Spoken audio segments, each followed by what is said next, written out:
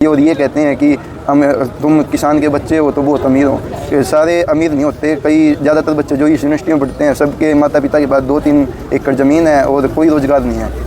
परंतु जो हॉस्टल का में कभी पानी ख़त्म हो जाता है, सुबह पानी नहीं आता, शाम को पानी नहीं आता, ना पीने का पानी मिलता कभी, और ना वॉशरूम की जो हालत देख ले, एक बार तो देखते ही बेहोश हो जाए जिन्होंने नहीं देखी हॉस्टल में कैसे रहते हैं। ये वो बैक मार रहे हैं, वॉशरूम कभी नहाने का पानी नहीं आता। और दीपक, आपसे सवाल है कि ये फेलोशिप क्यों ज़रूरी है?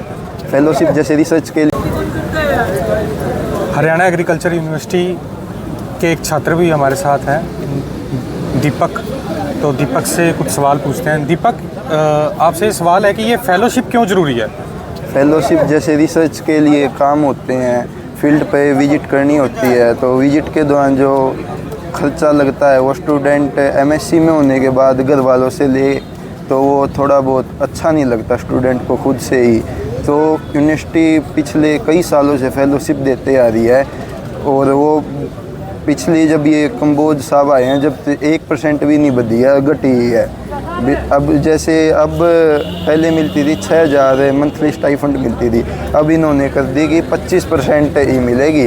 बेसन कितनी जीपी लिया हो, पहले था कि 70% से ऊपर जितने भी हैं ना बच्चे उनको 6,000 स्टाइफंड मिलेगा।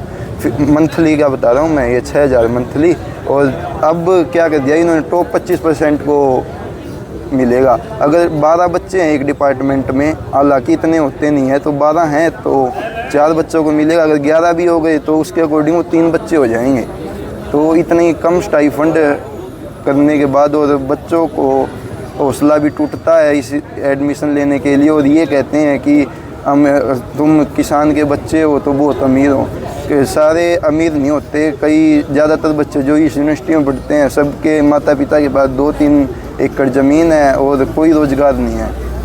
दीपक, आप सिर्फ केवल यही तो मुद्दा नहीं होगा यहाँ पे, और क्या क्या दिक्कतें आपको यहाँ पे आती हैं? हॉस्टल का खाना, हॉस्टल का रहना सहना, हॉस्टल की जो बनावट है उसकी मरम्मत का, आपकी पढ़ाइयों का, रिसर्च का कोई इशू आपको पता हो, आप अवगत कराइए सबको।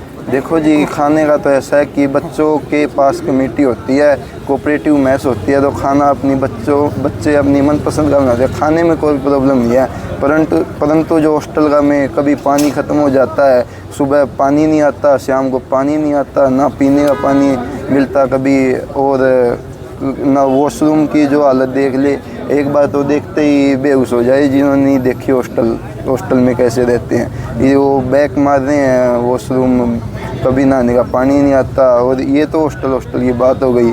अब अपा यूनिवर्सिटी में चलें तो कहीं पे ये जो गार्ड हैं, पहले सिक्योरिटी गार्ड होते थे, अब तो उनका दबदबा थोड़ा कम हो गया जब से प्रोटेस्ट चालू हुआ है। जो गार्ड होते थे वो कोई गाड़ी खड़ा नहीं होने देते, बाइक खड़ा नहीं होने देते। पावर किसने दे दी? ये पावर जी इन्होंने दे रखी है, वीसी और ने, सीएसओ ने, कि अपनी मनमानी चलाओ, बच्चों को डराओ धमकाओ, प्रोफेसर का दबाव जलवाओ, अगर कुछ गलत बोल ले तो। यूनिवर्सिटीज़ की एक इमेज है जो कि स्टूडेंट फ्रेंडली होती है। हाँ जी, तो स्टूडेंट फ्रेंडली की जगह ये क्या स्टूडेंट के एनिमीज़ हैं क्या?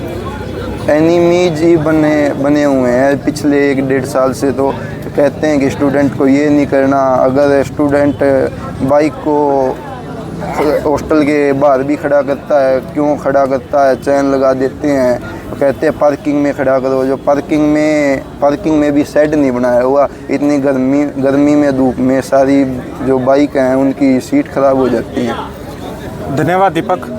ये थे हमारे साथ स्टूडेंट दीपक, जिन्होंने कई सारे इश्यूज़ को हमारे साथ रेज़ करा, हमारे आगे अवगत करवाया गया। मैं उम्मीद करता हूँ कि ये वीडियो अपने अथॉरिटीज़ के पास पहुँचेगी, हरियाणा एग्रीकल्चर यूनिवर्सिटी के अथॉरिटीज़ के पास पहुँचेगी और वो इस पर काम करेंगे। धन्यवाद।